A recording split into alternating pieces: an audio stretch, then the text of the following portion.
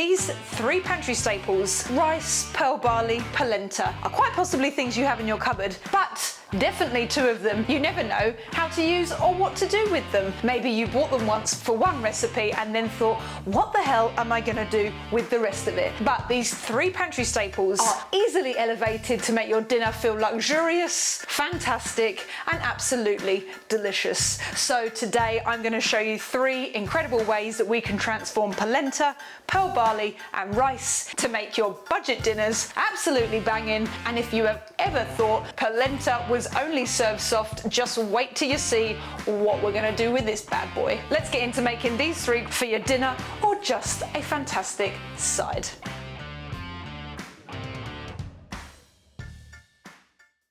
So these three are incredible to use for main meals, as I'm going to show you with these two, or just to elevate a dinner with some rice. All three dishes are not complicated, quick to do, and will all use things that you 100% will have in the cupboard or the fridge, or maybe even the freezer. There's simple ways to elevate these into something phenomenal. So let's get into the very first one, and we're gonna start with rice, and we're gonna make a cheap kind of pilaf rice with caramelized onions and cumin. It's gonna be absolutely sensational. Then we're gonna make a delicious pearl barley green, let's call it risotto, but it's not really because we're using pearl barley. And if you've never heard of this stuff, it is a super cheap grain to buy at the supermarket. This packet, I think, was $1.79 or $1.78. I can't quite remember. And we are going to elevate this to the next level, and you are going to have a bowl of yum, and it's all going to be made with things that you have in the freezer. And then we are going to make a crispy, crunchy polenta, which sounds complicated, but it takes moments to make it first of all. And then while it's cooking to be crispy and crunchy, we're going to make a delicious little topping for it, all of which will be fast and quick. And if you're new here, I'm Del. I've been a professional chef for over 20 years, and now I help home cooks make easy, delicious, budget-friendly meals at home. And if you're interested in stuff like that, make sure you head to my website and look at the Savvy Suppers Club. There is an absolute treat going on there, and you can find the link in the description. So, having said that, let's get on to number one, which is our Cheats Pilaf rice.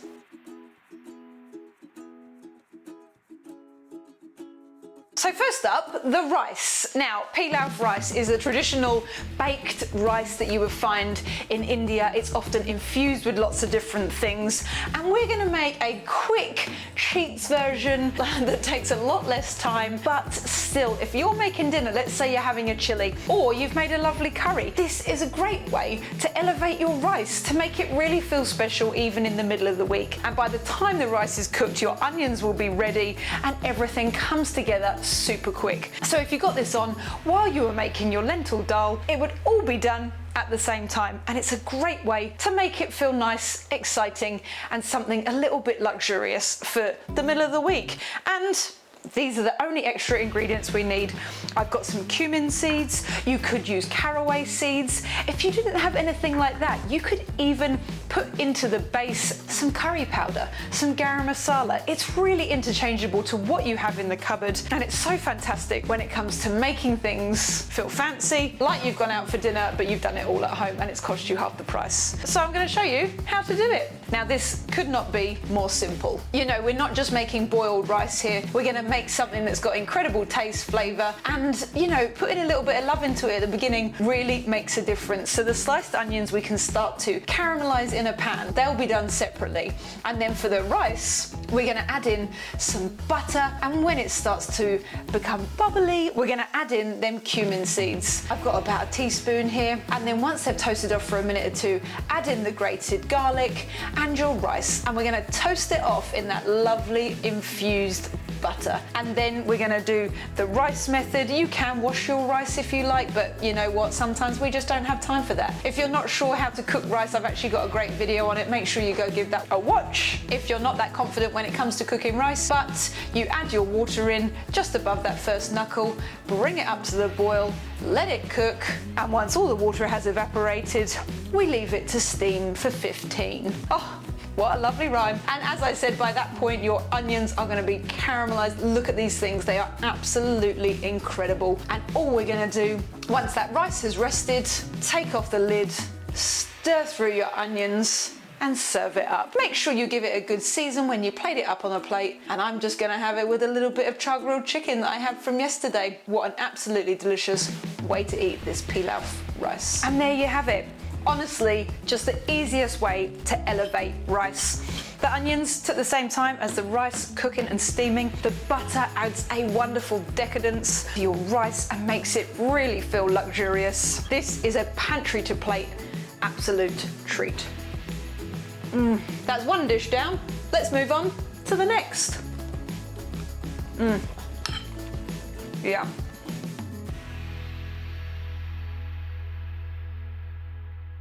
Next up on the grain train is Pearl Barley. Let me know in the comments down below. Have you ever eaten it before? Do you know what it is? Do you have some in your cupboard?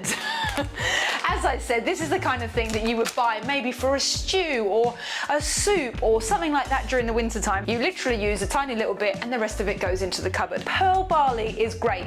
Great source of fibre. It's a natural product. That's a bloody cheap meal. But with Pearl Barley, you do need to cook it for a little bit of time. So when you boil it in your stock and just let it tick away gently. For this today, we are going to make a delicious, let's call it risotto kind of vibe. We're gonna use peas, we're gonna use spinach, onion, garlic. Peas and spinach, often in the freezer. This is a great way to use things that are green and vibrant during the winter. It's a great way to cut down on cost, and you can just have it frozen, ready to go. A kilo bag of spinach might be $7, but if you bought a kilo's worth of loose spinach, oh my God, it probably would cost you like $25. So frozen veggies are always a great thing. Peas, spinach, even green beans. I've actually got a great frozen green bean recipe if you want that. It's in the description box down below. It's an absolute banger. On the plate in 5 minutes. Let's get on with this Pearl Barley and make ourselves a delicious dinner.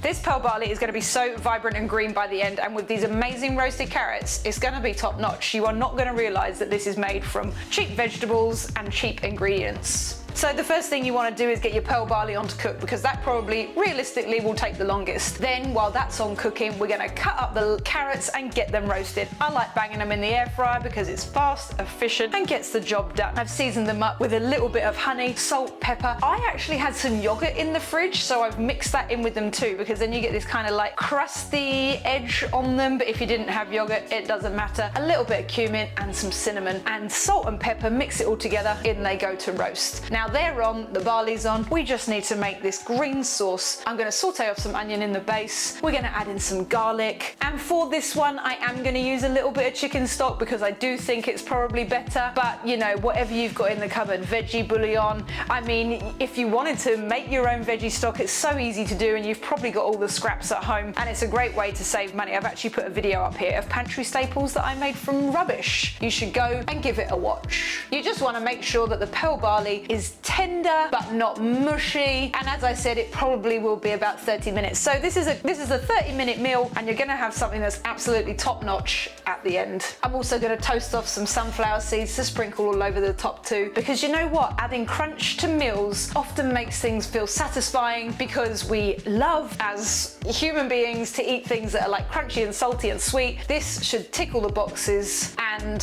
is an absolute banger of a cheap dinner. This recipe is the kind of thing you can expect from the Savvy Suppers Club. As I said before, in the description box down below, go read all about it. Like the newspaper guys would say at Liverpool Street Station when I used to work up there in London. You know, you get there, read all about it. Anyways, let's get this plated.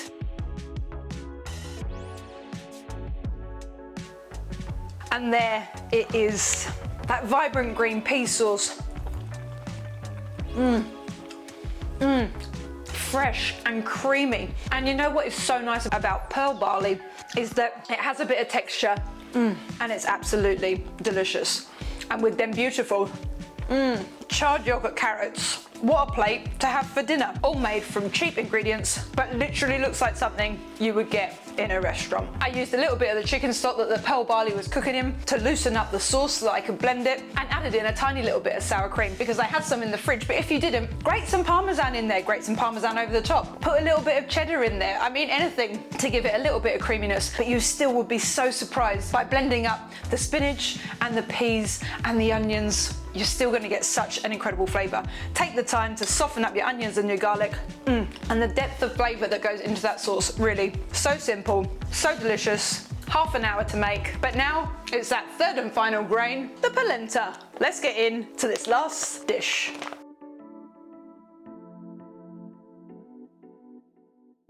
So here we are at pantry item number 3, the polenta. Polenta. Lots of people, I would say, pretty split about whether or not they like it or they don't like it. Me personally, love a bit of polenta. When I was younger, my mum used to make me for breakfast a little bowl, well, it was semolina, same, just a finer grain. I used to get a little bowl heated up in the microwave with milk and then a little square of butter on top, and I used to have it for my breakfast. Crazy.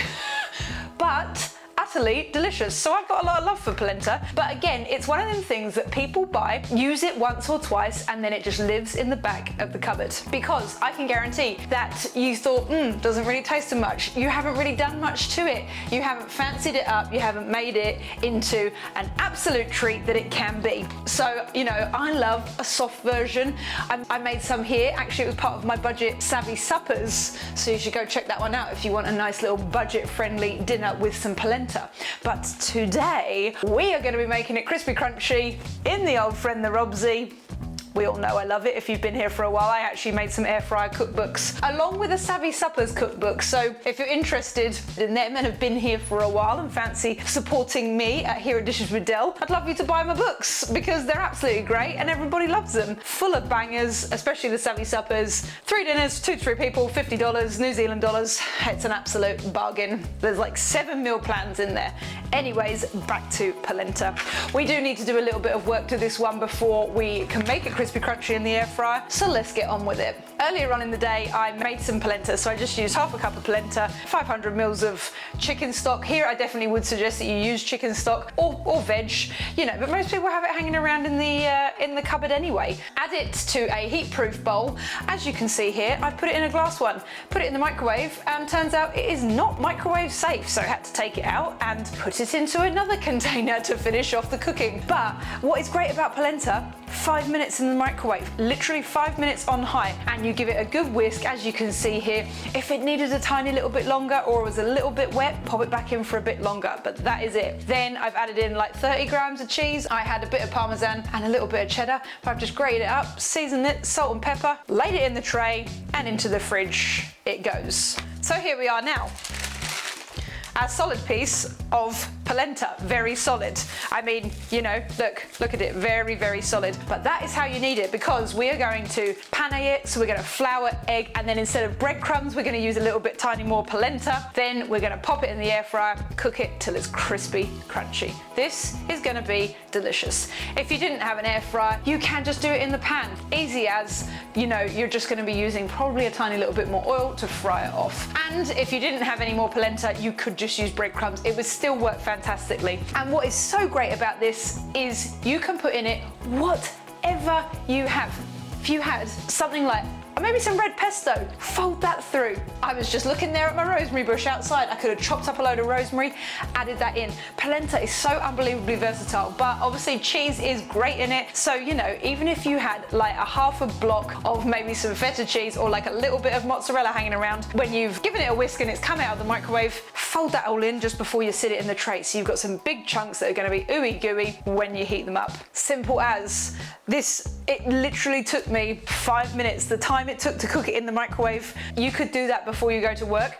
I mean, you could even do it when you get back, but you do need it to set properly for this part of it, because if it's too soft, you can't pane it, and then it doesn't all stick together nicely. It just turns into a bit of a mess. So I do suggest that you do it earlier. So let's get on with this last little bit, and we can have a delicious dinner on the plate, ready to go. As I said, we're gonna pane this, flour, egg, and some more polenta, give it a little spritz with some oil and pop it in the air fryer. And also this bit of grease proof that I had, I'm gonna use to sit in my air fryer. You know me, waste not, want not. I'm gonna serve it with a fried egg, a little bit of blanched broccoli, and then I'm gonna take some chili flakes, slice up some garlic, infuse it in a little bit of oil, and I'm gonna drizzle it all over the top. What a simple dinner, and oh my God, look at it.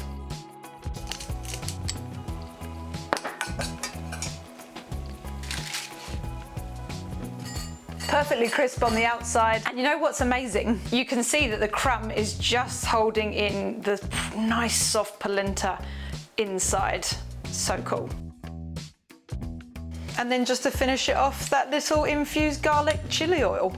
I mean, what a simple dish. No time or effort, simple ingredients, seasonal veggies, broccoli, my favorite, and an egg. I mean, what a delicious lunchtime snack. You could bulk it out to make it be a bit bigger for dinner. You could thicken up your polenta, have 2 fried eggs and some more broccoli. But what a fantastic meal for not a lot of money, looks fancy, and I'm sure tastes delicious. So let's get into it. Oh, that polenta will convert anyone. Whether you crumb it in the polenta for that slightly more granular, crunchy texture, or whether you did it in breadcrumbs, oh my God, honestly delicious.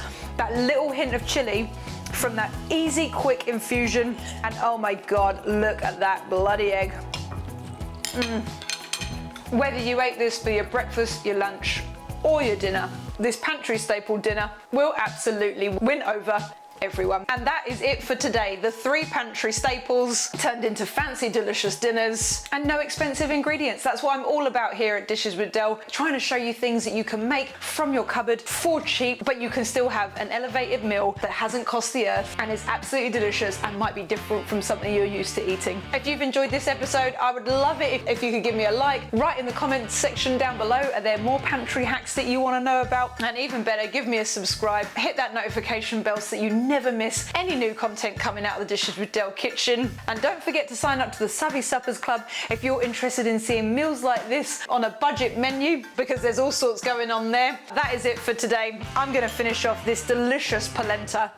Oh, seasoned to perfection. A little bit of cheese. Absolute win. And I'll see you all next week. Oh, you've got to give this one a go. Yum. See you later.